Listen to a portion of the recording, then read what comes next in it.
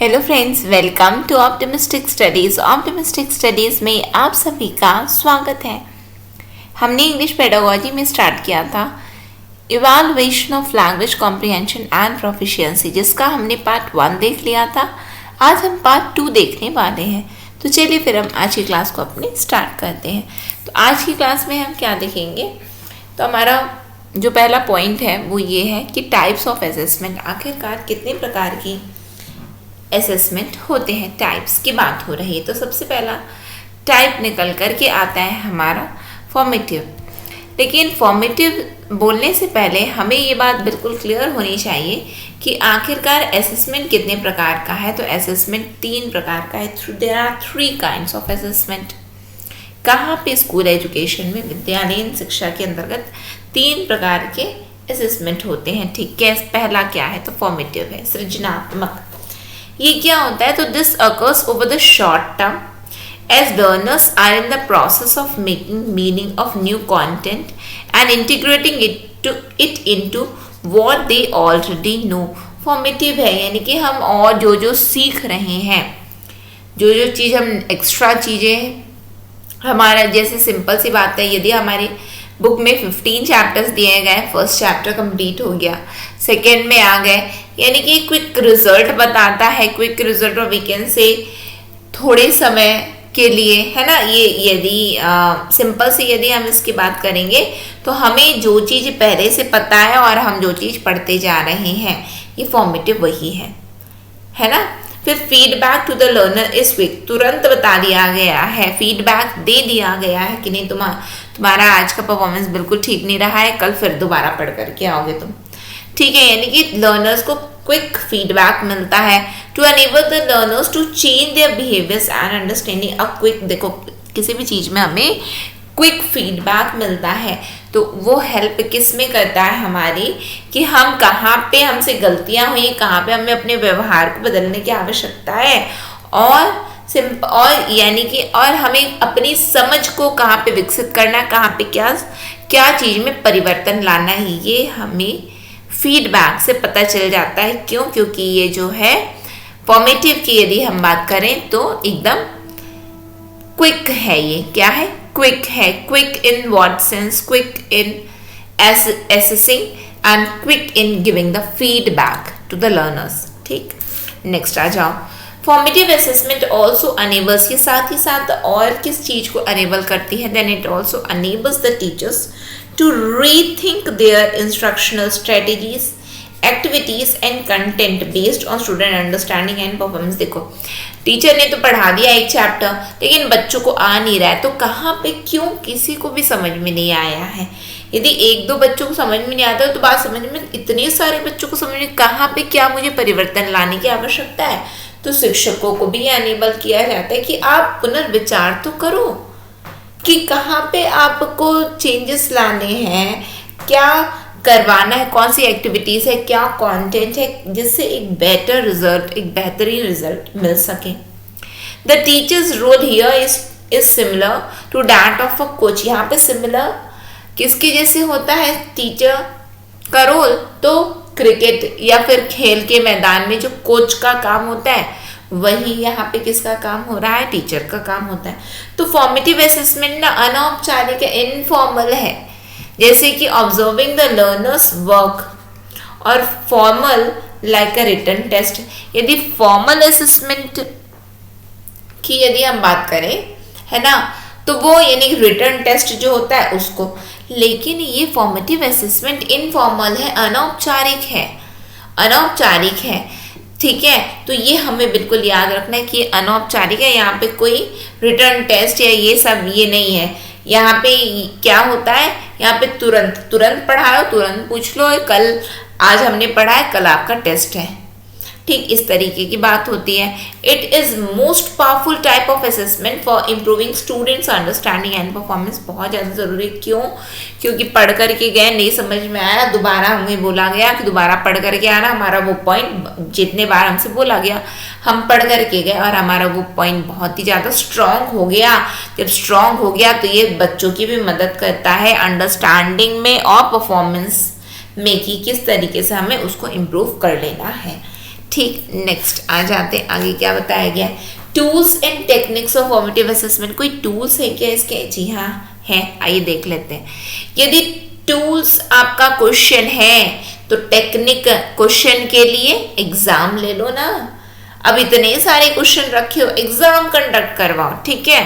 फिर observation schedule, observation schedule कि हम किसी को ऑब्जर्व कर रहे हैं, ऑब्जर्व कर रहे हैं तो ऐसा करो ना, बच्चों को असाइनमेंट दे दो, ऑब्जर्व कर लेना आप, ठीक। इंटरव्यू शेड्यूल, इंटरव्यू शेड्यूल में क्विज होते हैं, कॉम्पिटिशन्स होते हैं, ठीक है। चेकलिस्ट, चेकलिस्ट में कि क्या क्या प्रोजेक्ट है आपको करने के लिए, या फिर हमें करना बच गया है, या फिर हमें आज दिन भर करना है, तो चेकलिस्ट होता है। रेटिंग स्केल, हम रेटिंग देते हैं, डिबेट्स ये सब जो होता है उसमें हम रेटिंग दे रहे होते हैं।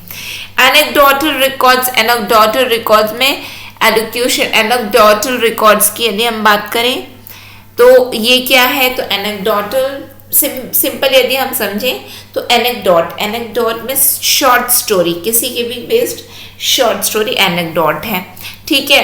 फिर डॉक्यूमेंट एनालिसिस करना है, तो डॉक्यूमेंट का एनालिसिस, आलोचना की जब बात आती है तो डिस्कशन, ग्रुप डिस्कशन जहाँ पे होगा वहाँ। टेस्ट एंड इन्वेंट्रीज की यदि हम बात करें तो टेस्ट एंड इन्वेंट्रीज तो क्लब एक्टिविटीज में आते हैं। पोर्टफोलियो एनालिसिस की बात करेंगे तो एक्सपेरिमेंट्स, रिसर्च, पोर्टफोलियो एनालिसिस की यदि बात होगी तो वह उसके लिए क्या आता है, एक्सपेरिमेंट और रिसर्च आता है। तो ये कुछ टूल्स रहे जिसकी ये टेक्निक्स हैं। अब यहाँ पे हम यदि कुछ टूल्स का डिस्क्रिप्शन देखें तो सबसे पहले हमें जो जानना है वो ऑब्जर्वेशन। ऑब्जर्वेशन आपकी कहाँ पे मदद करता है, तो observation it helps in recognising and identifying the various aspects of student personality development. Observation मदद करता है कि आप किसी को देख रहे हो ना, अवलोकन कर रहे हो, देख रहे हो तो रिकॉग्नाइज, हाँ ये वही है, ठीक है। And identify the various aspects of student personality and development.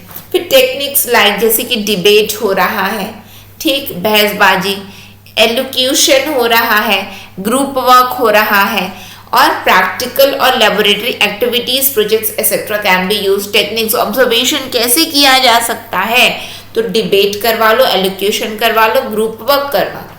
Practical exam में तो डायरेक्टली ऑब्जर्व हो रहा है, लेबोरेटरी एक्टिविटीज ऑब्जर्व किया जा सकता है, प्रोजेक्ट्स ऑब्जर्व किया जा सकता है। तो ऑब्जर्वेशन के लिए ये कुछ टेक्निक्स बताई गई हैं, ठीक है, बिल्कुल। आगे देखते हैं रेटिंग स्केल आखिरकार क्या होता है। अभी जस्ट हमने देखा rating scale.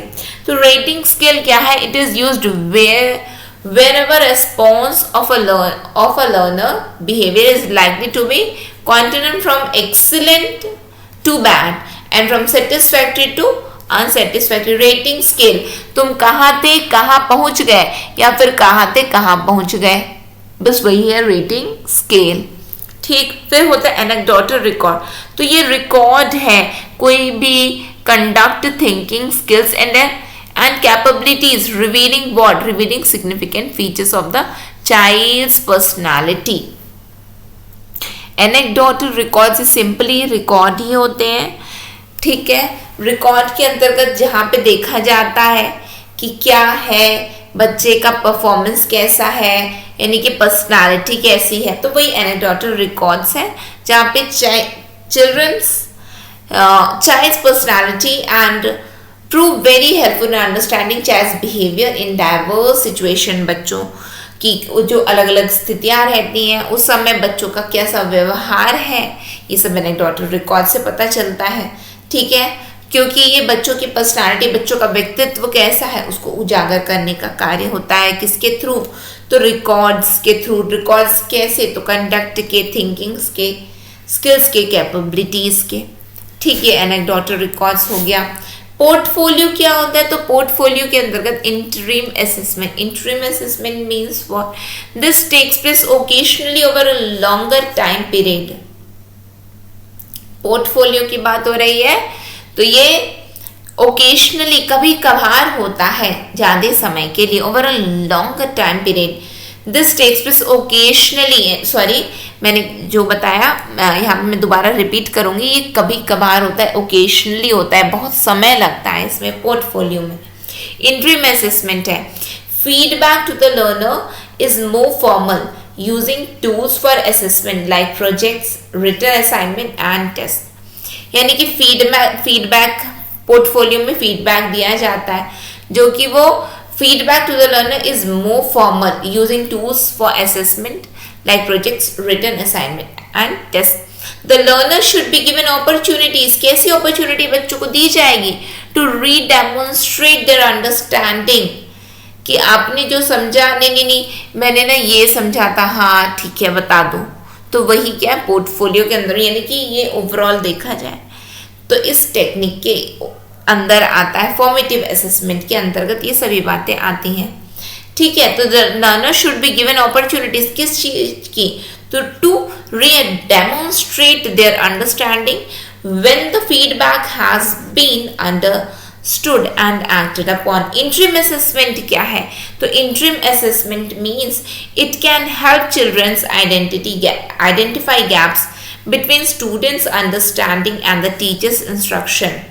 Interim assessment, teacher ने जो इंस्ट्रक्शन किया, क्या बच्चे ने उसको निभाया, नहीं निभाया, कहीं पे कोई त्रुटियां, कोई चूक रह गई है, तो वो पोर्टफोलियो के अंतर्गत आ जाएगा, वो इंटरिम असेसमेंट के अंतर्गत आ जाता है. ठीक, फिर आता है समेटिव. समेटिव के अंतर्गत तो सबको एक साथ जोड़ दो, है ना. यहाँ पे हमने पोर्टफोलियो देखा था, एक मिनट, सबसे पहले हमने फॉर्मेटिव असेसमेंट देखा, फिर उसके बाद में सेकेंड थिंग आती है हमारी पोर्टफोलियो की. फॉर्मेटिव के बाद में पोर्टफोलियो का आता है. यहाँ पे मैंने थोड़ा इसको फॉर्मेटिव के अंदर, आई होप मैंने यही चीज बोल दिया, यदि बोल दिया तो मुझे माफ करना. यहाँ पे फॉर्मेटिव असेसमेंट फर्स्ट है, सेकेंड है आपका पोर्टफोलियो. थर्ड की यदि हम बात करें कि थर्ड क्या है, तो थर्ड असेसमेंट होता है हमारा समेटिव. क्या होता है? समेटिव असेसमेंट होता है. पहला फॉर्मेटिव, सेकंड पोर्टफोलियो और थर्ड है हमारा समेटिव. फॉर्मेटिव को हमने जान लिया, पोर्टफोलियो मतलब होता है इंटरिम असेसमेंट. इंटरिम असेसमेंट मतलब टीचर ने जो इंस्ट्रक्शन दिया, क्या आपने उसे माना, तो वही होता है इंटरिम असेसमेंट. इंस्ट्रक्शन के अकॉर्डिंग आपके बिहेवियर हो जाना, वही इंटरिम असेसमेंट कहलाता है. ठीक, फिर लास्ट में आता है हमारा समेटिव. समेटिव के अंतर्गत आएगा, यानी कि जो लास्ट में एकदम एग्जाम होता है वो. ठीक, तो this takes place at the end of a larger period of learning, like the end of a term और एन ईयर. ठीक है, यानी कि लास्ट में जो एग्जाम हो रहा है बस उतना ही, यदि हमें समझना है तो हम ऐसे करके समझ सकते हैं. The results are primarily used by the teachers and schools to identify strengths and weaknesses of curriculum and instruction with improvements affecting the next years or term student. यानी कि देखो सिंपल सी बात है ना, जैसे कि हमने पढ़ा, लास्ट में एनुअल एग्जाम हो गया, ठीक है, जिसने पढ़ा वो पास हो गए, आगे चले गए, जो नहीं पढ़े वो वहीं उसी क्लास में यानी कि और पिछड़ से गए. तो वही होता है समेटिव, यानी कि यहाँ पे स्ट्रेंथ वीकनेस कहाँ पे किसकी है, क्या नहीं, ये सभी बातें हमें समेटिव के अंतर्गत पता चलता है. तो results of the summative assessment में टेक टाइम, इसको समय लगता है, लेकिन फॉर्मेटिव के अंतर्गत तुरंत होता है, लेकिन इसमें समय लगता है. May take time to be return the student parent. Feedback to the students is usually very limited and the student usually has no opportunity to be reassessed. Feedback नहीं तो कोई अपॉर्चुनिटी नहीं है कि हम अपने आप को पुनर्अवलोकन कैसे कर लें. बस ये बताया गया. लास्ट में एग्जाम हो रहा है ना, तो किसी को सुधरने की कि ठीक है, जो बच्चे ने साल भर पढ़ा पास हो गए, जो बच्चे ने नहीं पढ़ा वो नहीं पास हुए. ठीक है, तो समेटिव असेसमेंट में ये सभी बातें आती हैं. फिर आता है summative assessment tends to have the least impact on improving an individual students understanding of performance. In summative assessment, the technique used in examination system and the tools used is pen and test paper. Simple है ना, pen and test paper. आप लिख रहे हो, आपकी कॉपियाँ जांची जाएंगी. ठीक है, आप लिख रहे हो तो आपकी कॉपी जांची जाएंगी. और तो ये सभी किसके अंतर्गत आता है? एक्सक्यूज मी, समेटिव असेसमेंट के अंतर्गत आता है. हमने लिखा, हमारा कॉपी चेक हो गया, सिंपल सी बात है. ठीक है, तो this technique is used in examination system and the tools used is pen, test paper etcetera. ठीक, पेन टेस्ट पेपर लिख रहे हैं, और क्यों? क्योंकि स्कूल बेस्ड असेसमेंट है ये. फिर आता है हमारा comprehensive continuous and comprehensive evaluation, जिसको हम अपनी नेक्स्ट क्लास में इसको कवर करेंगे। ठीक है, आशा है कि आप सभी को समझ में आया हो। नेक्स्ट सेशन में हम दोबारा मिलेंगे। नेक्स्ट सेशन तक के लिए optimistic learning. Thank you for the session. जय हिंद, जय भारत।